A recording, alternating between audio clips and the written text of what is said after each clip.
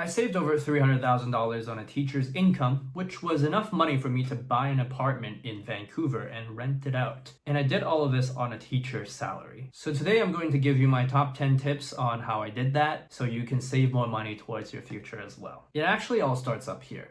You have to realize that saving is good. There's nothing you need to buy in order for you to feel rich. Financial peace should come from the fact that you have enough. And if you have enough to put a roof over your head and to put food on the table, you have enough. If you have enough to pay off debt over time and you have a plan, you have enough.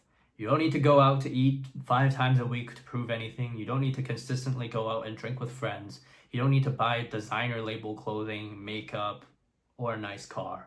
You don't even need a big house. You just need to know that what you have right now is enough. And if what you have right now is enough, then the next step is for you to save so you can make sure you have more in the future. And so if you know that saving is good and you're ready to save, then you should do things that allow you to save more money. For most households, there are so many unexpected expenses. And one of those unexpected expenses is health. It turns out that lower income people are always subject to higher health risks and higher health costs as a result. One thing I want to highlight is that inevitably taking care of yourself physically and mentally will save you money. Lots and lots and lots of money. And so it's so important for you to stay healthy. And whether that means changing your environment, changing your job, or cutting out certain people from your life, you have to realize that sometimes those minor annoyances add up over time and they affect you. And you pay for them, literally, with your wallet. The third thing I want to talk about is something that obviously, if you save money on, can save you lots of money, and that is housing costs. People spend over half their paycheck on housing a lot of the time, but you can actually save a lot of money if you get roommates, if you move to a different city that has a lower cost of living, if you do a certification on teaching English, which takes like 2 weeks to do, and then you move abroad and you make $3,000 to $5,000 a month, but because they pay for your accommodation or it's so cheap, you're only spending like $500 a month and you're saving like a few thousand every month. Like, there are ways to lower your living costs. It's just, are you willing to make the sacrifices? Like, is saving important enough for you to downsize or to get some roommates or to move back in with your mom or dad? You have to make that choice. I chose to move abroad, and as a result, I've never paid more than 10% of my monthly income on housing. Number 4, I want you to live close to work. Ever since leaving Canada, I sold my beater car and I've always just walked to school, which is healthy. And I've just saved money on maintenance costs, gas, and I also didn't go to a lot of places I would have gone to if I had a car, which also saved me tons of money. So that's that. Number 5, I want you to set savings targets that matter and have goals for investments. Like, you're trying to save up for your first down payment in a certain number of years.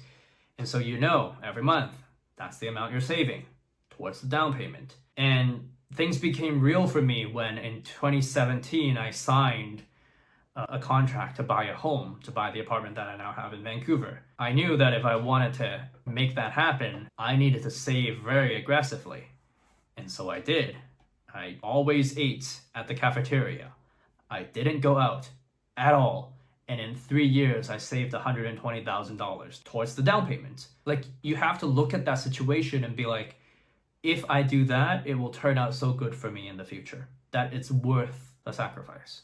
And it's not like I didn't enjoy life. Because my cost of living is so low, I was still able to maintain a pretty good standard of living while not spending that much money. Number 6, don't make any uninformed investments. If a Redditor, no matter how much research that Redditor does, or if your uncle tells you a stock is going up or down, you don't need to buy that. If you don't understand it, you don't buy it, even if it does go up.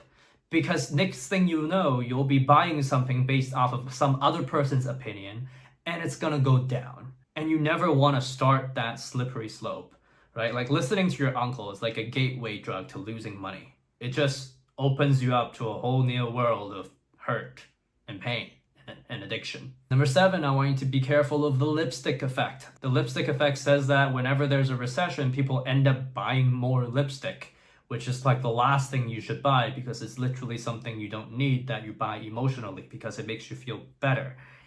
And so if you're ever down on your luck, don't spend money because it literally puts you in a worse situation, okay?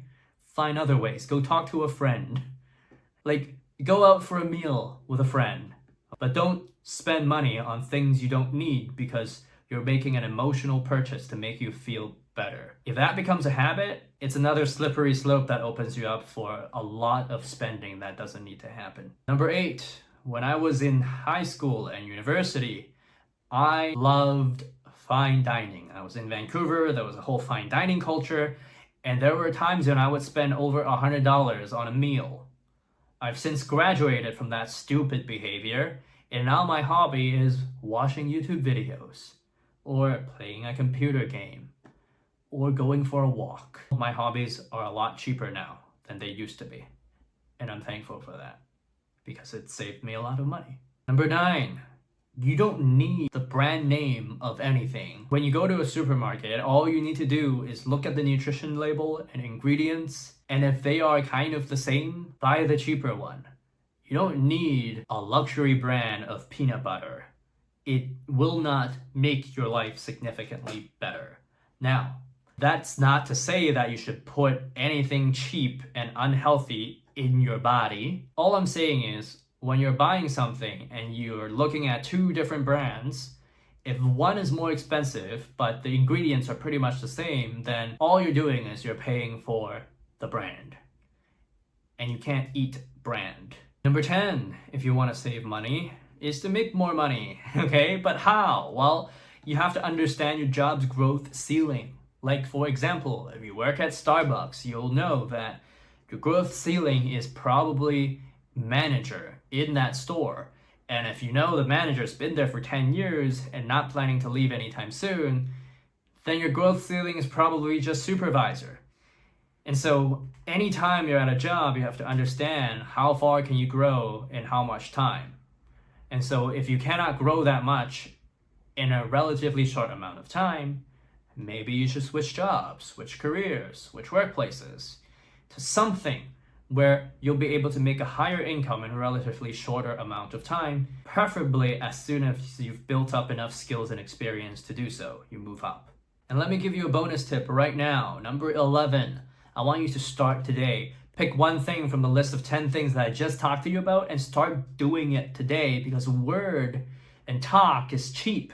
It's action and implementation and execution that actually makes a difference. You have to understand that if you want to build real wealth, you have to be the person that makes a difference, not the government, not the economy, not your boss, and certainly not your spouse. You. And so if you want to learn about the characteristics of someone that can build wealth, go watch this video right here.